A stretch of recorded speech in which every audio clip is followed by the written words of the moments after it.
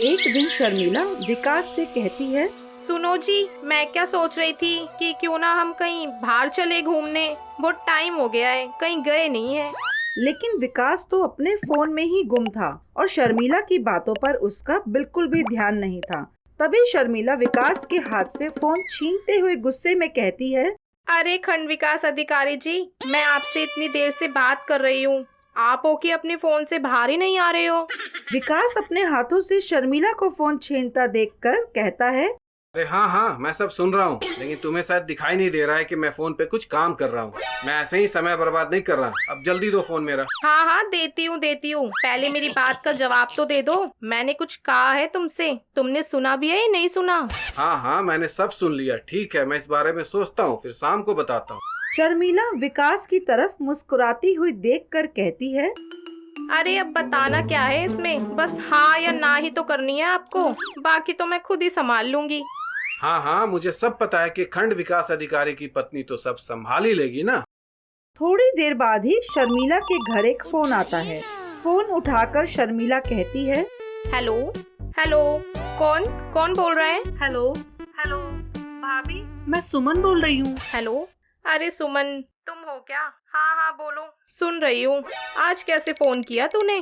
हाँ भाभी, बस आप लोगों की याद आई तो सोचा फोन कर लेती हूँ। कैसे हैं आप और भैया कैसे हैं? सब ठीक है यहाँ पे, तुम बताओ तुम्हारे वहाँ सब कैसे है? हाँ भाभी, यहाँ भी सब ठीक है। मैं सोच रही थी कि कुछ दिनों के लिए आप लोगों के पास आ जाती हूँ रहने के लिए। सुमन की बात सुनकर शर्मिला कुछ देर सोच में पड़ जाती है और मन में कहती है, लो आ गई ये महारानी कबाब में हड्डी। आज ही मैं इनसे बोल रही थी घूमने जाने के लिए और अब ये भी आ जाएगी। तभी दूसरी तरफ फोन पर सुमन की आवाज आ रही होती है और वो भी चिल्लाते हुए कहती है, हेलो भाभी, भाभी आप सुन भी रही हो या फिर सांप सूंघ गया आपको मेरे आने की खबर सुनकर? इतना सुनते ही शर्मिला भी कुछ चिड़चिड़े अंदाज में कहती है और इन दोनों की नोकझोंक हो जाती है।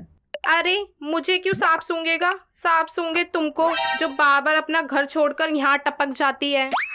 शर्मिला के मुंह से इतना सुनते ही सुमन भी गुस्से भरे अंदाज में कहती है, अरे वाह भाभी, एक तो तुम खुद ही बात करते करते ना जाने कहाँ खो गई हो और ऊपर से मुझे ही सांप सूंघने के लिए कह रही हो।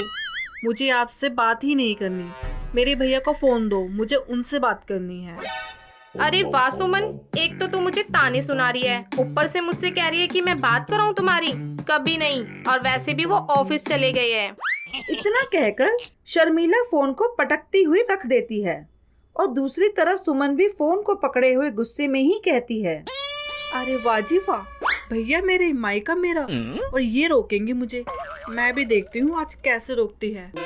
सुमन भी फोन को जोर से पटकते हुए रख देती है। अगले दिन सुबह सुबह विकास के घर की बेल बजती है और शर्मिला कहती है, अरे इतनी सुबह सुबह कौन आया होगा? जाकर देखो दरवाजे पर कौन आया है। विकास हल्की सी मुस्कान भरते हुए दरवाजा खोलते हुए कहता है, अरे और कौन हो सकता है इतनी सुबह, मेरी प्यारी बहन के अलावा, है ना बहन? हाँ भैया, आखिर ये मेरे प्यारे भैया का घर जो है तो मैं ही होंगी ना। दोनों की ऐसे बातें सुनकर शर्मिला भी मुंह बनाती हुई कहती है, हाँ हाँ, कितना प्यार है पता है मुझे। कुछ काम होगा तभी आई है आपके पास। सुमन और उसका भाई विकास घर के अंदर सोफे पर बैठे होते हैं। शर्मिला विकास की चाय को हाथों में लेके ही खड़ी रहती है। तभी टिंकू दरवाजे से अंदर आते हुए कहता है, अरे भाभी जी, आप ऐसा क्यों सोचती हो कि सुमन और मुझे कोई काम होगा तो ही हम आएंगे? हम तो यहाँ फैमिली पिकनिक मनाने आए हैं। इतना सुनते ही शर्मिला फिर से सोच में पड़ जाती है और मन में ही कहती है, हे भगवान, क्या क्या सोच रही थी मैं, और अब ये दोनों कहाँ से आ गए। तभी टिंकू कहता है, अरे भाभी जी, आप कहाँ खो गई फैमिली पिकनिक का नाम सुनते ही? तभी विकास शर्मिला के हाथों से चाय का कप लेते हुए कहता है, शर्मिला, तुम्हारा ध्यान किधर है? क्या सोच रही हो तुम? क्या फैमिली पिकनिक? अब कौन सी बला है? देखो जी, वैसे भी आपको छुट्टी नहीं मिलती, और मिल भी जाए तो तुम्हारी इस बहन को चैन नहीं पड़ता। जब देखो यहाँ मुंह उठाकर आ जाती है। शर्मिला की इतनी बातें सुनकर सुमन कुछ बोलने ही वाली होती है कि तभी विकास बोलता है। अरे अभी अभी तो आई ही हो तुम दोनों और आते ही लड़ने लग गए। पहले कुछ नाश्ता पानी तो कर लो, फिर चाहे जितनी मर्जी लड़ाई कर लेना तुम दोनों। विकास के इतना कहते ही शर्मिला कुछ बड़बड़ाते हुए वहाँ से चली जाती है। विकास, सुमन और टिंकू बैठकर बातें करते हैं। थोड़ी देर बाद विकास भी अपने कमरे में जाता है और शर्मिला को भी जैसे तैसे फैमिली पिकनिक पर साथ चलने के लिए मना लेता है और वो सब पिकनिक मनाने के लिए निकल जाते हैं। तभी वो लोग एक पार्क में जाते हैं और वहाँ पहुंचकर एक पेड़ के नीचे खड़े होकर विकास कहता है, जाओ गाड़ी में से चादर निकाल कर ले आओ। इतना सुनते ही शर्मिला और सुमन दोनों ही एक दूसरे का मुंह देखने लगते हैं, लेकिन दोनों में से कोई भी चादर लाकर नहीं देती है। तभी टिंकू जाता है और गाड़ी के डिक्की में से चादर लेकर आता है और चादर सुमन को देते हुए कहता है, मुझे पता था तुम लोगों को याद ही नहीं होगा, इसलिए मैंने पहले ही सारी तैयारी कर ली थी।